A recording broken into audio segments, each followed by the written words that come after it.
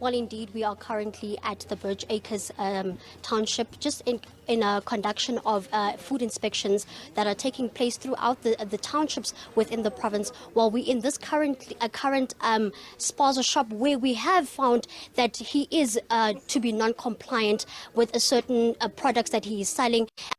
They have confiscated a few items that are non-labeled, actually, such as chips, peanuts, and also a bit of snacks that they do sell to the children that they do actually consume. Well, if you can come with me to the back room, you can actually see that we found that these people do actually stay there. Can you please move for us, if we can just show us this way?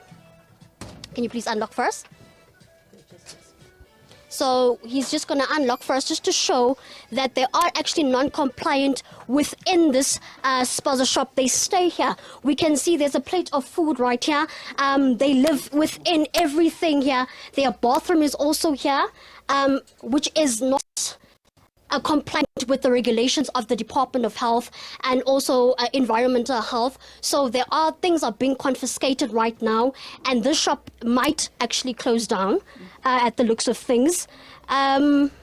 If we can just move here as well, just waiting for my camera colleague to also show you a bit of things here.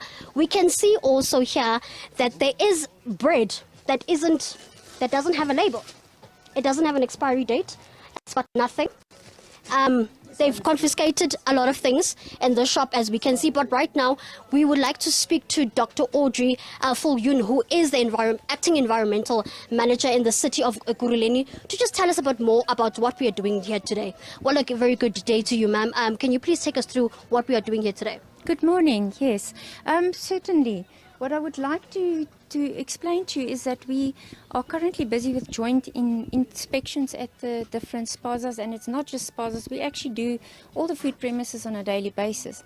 But because we've encountered a few problems, or more than a few, with possible people explaining the problem that we currently have as food poisoning, we wanted to come and investigate the matter, because it's purely what the findings is purely that it's contamination in most cases of aldicott or rat poisons or pesticides, which we assume, and we are investigating the matter, is coming from shops like these where products are divided up into smaller packages.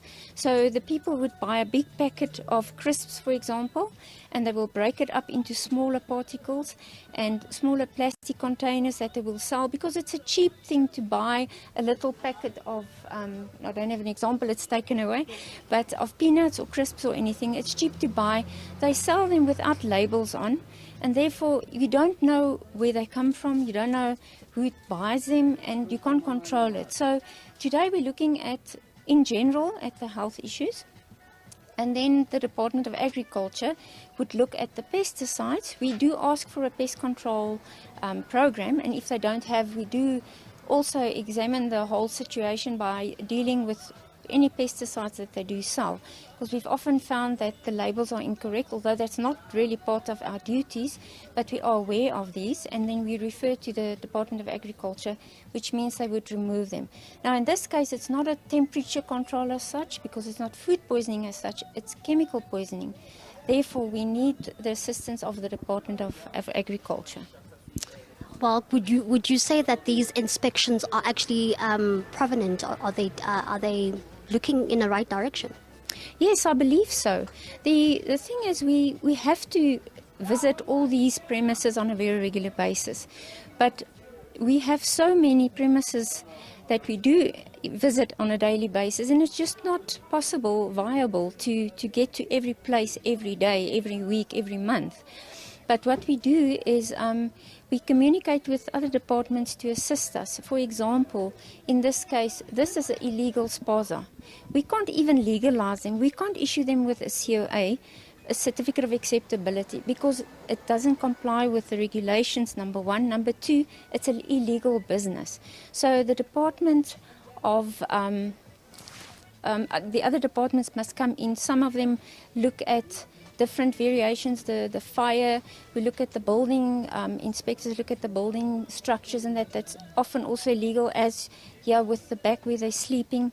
So yes, no, it's making a difference, I believe, but it's tiny difference that it makes. We need to get exposed more, we need to get to these places more, but we need manpower to do so.